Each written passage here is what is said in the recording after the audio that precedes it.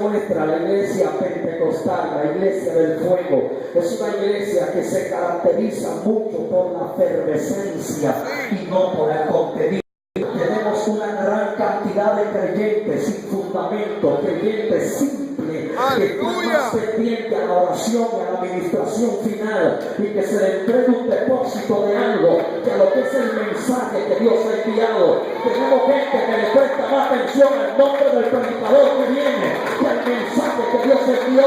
Tenemos gente que le presta más atención al estilo del predicador que al mensaje que Dios envió. Tenemos gente que le presta más atención a la bulla que al mensaje que Dios envió.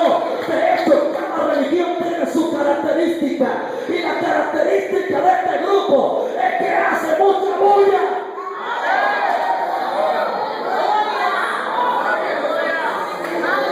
Esa es la característica nuestra.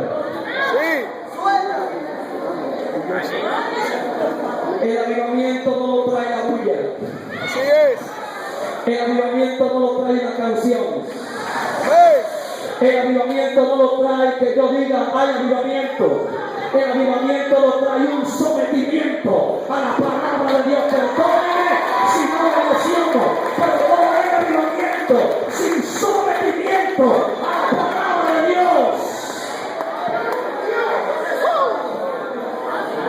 La clave es oír palabra de Dios. No hay avivamiento, no se acelera el avivamiento sin usar esa clave, Samson. Que el tiempo de los reyes había un desequilibrio entre Israel y Dios, había una etapa oscura, pero a veces Dios por misericordia levantaba una luz en el camino. Y en Segunda de Reyes, capítulo 22, una pequeña luz se levanta. Un niño de 8 años es posicionado como rey de Israel de la parte sur, las dos tribus. Y este muchacho se levanta con el temor a Dios. La semilla que sembró el abuelo de su padre, llamado Ezequías, brotó en él, y él se levantó con un temor al Dios del abuelo de su padre. Y cuando él se levantó, la oposición empezó a caminar. Y ya cuando este muchacho tiene 18 años en el gobierno de esa parte del reino de Israel, ya tenía 26 años de edad, ya era todo un joven maduro, porque desde su niñez se había forjado en lo que eran las directrices del pueblo de Dios. Pero hay un detalle, y es que en esta etapa de su reinado el templo estaba siendo objeto de un mantenimiento. El templo estaba siendo mantenido en la parte de la estructura física, y él envía a uno de los escribas llamado Safán, y lo envía al templo a donde el sumo sacerdote del momento, llamado va Safán, el escriba, donde Hilcia, con el mandato del rey, que era que buscara del fondo que llevaban los que cobraban los impuestos al templo, y del fondo del templo él envió para que el escriba reciba dinero de ese fondo de mano del sumo sacerdote. Debemos llevar ese dinero a donde los albañiles, los maestros constructores, para que terminaran la obra que estaban haciendo en el templo. Cuando Safán termina la comisión que le hace el rey, Hilcia tiene que comunicarle algo, y es que Hilcia, en medio de tanto escombro que había en la construcción, Hilcia encuentra un rollo del Pentateuco. Se cree que era el rollo oficial que, según el mandato de Dios por medio de Moisés, estaba puesto al lado del arca del pacto. Y dice, según se cree, que Manasés, que fue uno de los reyes antes, hijo de Ezequías, dice que Manasés quemó los rollos. Entonces yo le pregunto a la gente que estudia aquí, ¿y con qué se estaba dirigiendo el pueblo de Dios si la Torá estaba perdida?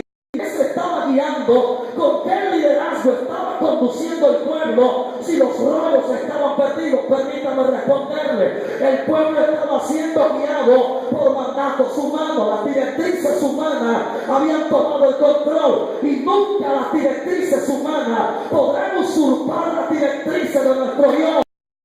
Hay muerte sobre el pueblo. Poderoso Dios. El pueblo estaba siendo dirigido por mandato antes que por la palabra de Dios. Y perdónenme de nuevo, pero es lo que ocurre en muchas de nuestras organizaciones, que las normas se han convertido en doctrina. La doctrina la hemos echado a un lado para imponer nuestras normas. Amado Señor del Señor. Está muy idéntico que los fariseos. La intención de esos grupos no fue mala al principio, porque ellos ponían normas para ayudar al pueblo a cumplir los mandamientos. Ejemplo, había un mandamiento que cuando un judío cometía algo malo, se le humillaba y se le daban 39 latigazos. Los judíos, para ayudar al cumplimiento de eso, pusieron una norma, y era que en vez de 39 dieran 40, para evitar que alguien se pasara. La intención de las normas en un principio no fue mala, era una norma para ayudar al cumplimiento de un mandamiento. El problema es que terminaron dándole más prioridad a las normas que a los mandamientos. Por eso cuando Cristo entra en escena, Cristo le dice: ustedes han invalidado los mandamientos de mi Padre por estar imponiendo las normas de ustedes, y han hecho que el pueblo entre en la misma condición de ustedes, sepulcro ranqueado, que aparenta